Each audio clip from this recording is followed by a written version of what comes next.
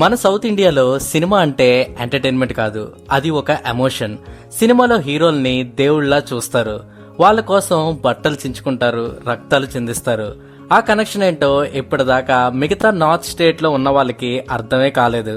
అలాంటి ఒక భయంకరమైన క్రేజ్ ఉన్న యాక్టరే విజయ్. ముద్దుగా తలపతి అని పిలుస్తారు తమిళ సోదరులు. ఒక తమిళనాడే కాదు, విజయ్ కి అన్ని స్టేట్స్ లోని చాలా మంచి ఫ్యాన్ బేస్ ఉంది. కేరళలో అయితే చెప్పనవసరం లేదు.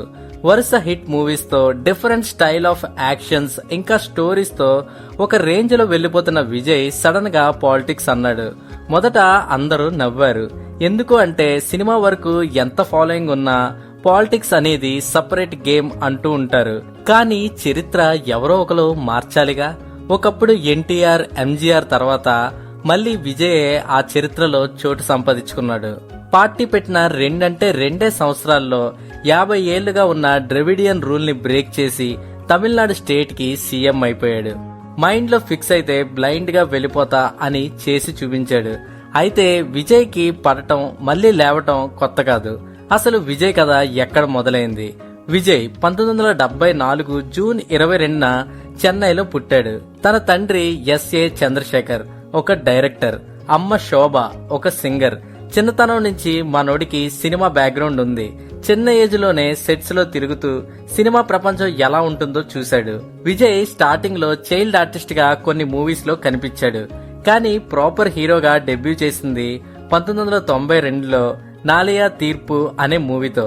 ఆ సినిమా అట్టర్ ఫ్లాప్ అయింది. అప్పుడే చాలా మంది విజయ్ ని క్రిటిసైజ్ చేశారు. నెపోటిజం ప్రొడక్ట్ అని ట్యాగ్ వేసేశారు.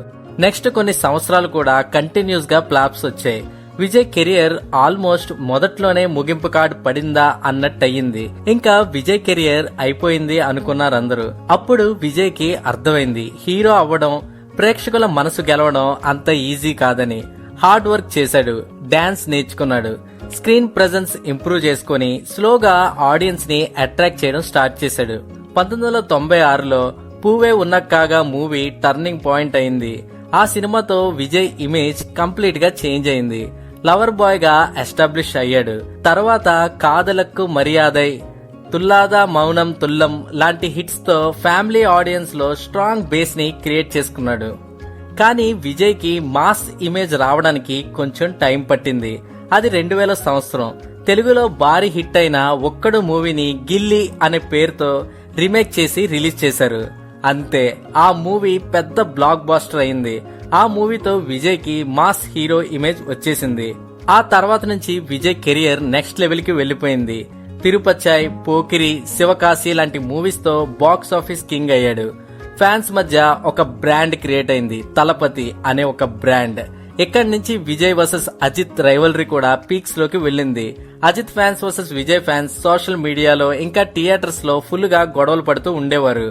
కానీ రియాలిటీలో మాత్రం ఈ ఇద్దరు యాక్టర్స్ మధ్య పర్సనల్ గా మ్యూచువల్ రెస్పెక్ట్ ఉంది అని చాలా సార్లు ప్రూవ్ అయింది. కెరియర్ పీక్స్ లో ఉన్నప్పుడు విజయ్ కి సెట్ బ్యాక్స్ వచ్చాయి. కొన్ని మూవీస్ ఫ్లాప్ అయ్యాయి, క్రిటిక్స్ ట్రోల్ చేశారు. కానీ విజయ్ స్టైల్ ఏంటి అంటే కమ్ బ్యాక్ ఇవ్వడం.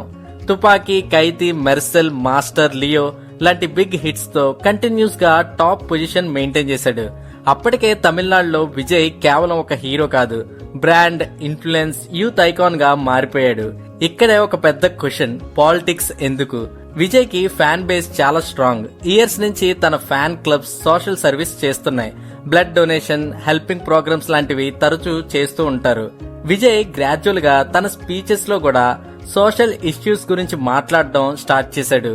గవర్నమెంట్ పాలసీస్ మీద ఇండైరెక్ట్ గా కామెంట్స్, యూత్ కి మెసేజెస్ ఇవ్వడాలు, ఇవన్నీ చూస్తే పొలిటికల్ ఎంట్రీ ఇస్తాడు అని అందరూ గెస్ చేశారు.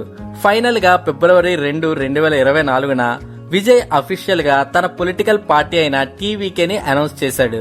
ఇంకా మూవీస్ లో యాక్ట్ చెయ్యను అని ఫ్యాన్స్ కి షాక్ ఇస్తూనే 2026 ఎలక్షన్స్ తన టార్గెట్ అని చెప్పాడు. ఒక్కసారిగా తమిళనాడు పాలిటిక్స్ షేక్ అయిపోయాయి.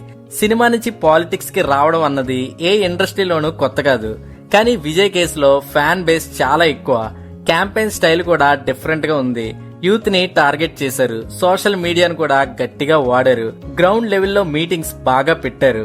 కానీ విజయ్ ఎదుర్కొంటుంది సామాన్య వ్యక్తులు కాదు, కొన్ని దశాబ్దాలుగా పాతికిపోయిన స్ట్రాంగ్ పొలిటికల్ పార్టీస్ అయిన డిఎంకే ఇంకా ఏఐఏడిఎంకే.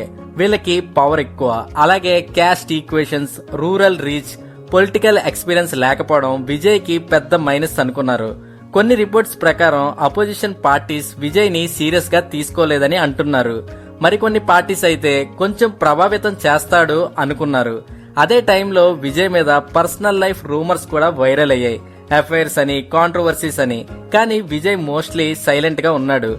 పబ్లిక్ ఇమేజ్ డ్యామేజ్ కాకుండా కేర్ఫుల్ గా అడుగులు వేశాడు. ఎలక్షన్ సీట్స్ విషయంలో కూడా చాలా కన్ఫ్యూజన్ ఉందట. ఎక్కడ కంటెస్ట్ చేస్తాడు, ఫుల్ స్టేట్ లో కంటెస్ట్ చేస్తాడా, అలయన్స్ ఉందా అని క్వశ్చన్స్. పొలిటికల్ అనలిస్టులు అందరూ కూడా ఫస్ట్ ఎలక్షన్స్ లో సీఎం అవడం కష్టం కానీ స్ట్రాంగ్ ఇంపాక్ట్ అయితే క్రియేట్ చేస్తాడు అనుకున్నారు. కానీ కౌంటింగ్ రోజు సీన్ రివర్స్ అయింది. ఏదో మూవీలో చూసినట్టుగా సడన్ గా హైయెస్ట్ మెజారిటీతో టీవీకే పార్టీ ప్రభంజనం సృష్టించింది. అపోజిషనే కాదు, అన్ని స్టేట్స్ లో ఉన్న పొలిటికల్ పార్టీస్ కి ఫ్యూజులు ఎగిరిపోయాయి. ఒక మనిషిని నమ్మితే ఆ నమ్మకం ఎంత బలంగా ఉంటుందో తమిళనాడు జనాలు చూపించారు. పార్టీ ఫామ్ చేయడానికి కొన్ని సీట్లు కావాల్సి రావడం, అటుదిటు ఇటుదటు అవ్వడం వంటి చిన్న చిన్న కన్ఫ్యూజన్స్ తర్వాత విజయ్ జోసెఫ్ అనే నేను అని మొత్తానికి సీఎం గా బాధ్యతలు చేపట్టాడు మన తలపతి. సినిమాలోనే కాదు, రియల్ లైఫ్ లో కూడా మాస్, ఊర మాస్ అని ప్రూవ్ చేశాడు. ఇన్నాళ్లుగా తను పేర్చుకున్న ఇటుక కలిసి ఒక పెద్ద సామ్రాజ్యం అయ్యింది. ఒక నెపో కిడ్ లా కెరియర్ స్టార్ట్ చేసి ఒక స్టేట్ కి సీఎం అయిన మన తలపతి జర్నీ కేక కదా. జనాలు విజయ్ కోసం నిలబడ్డారు. ఇంకా విజయ్ ఆ జనాల కోసం ఏం చేస్తాడో చూద్దాం.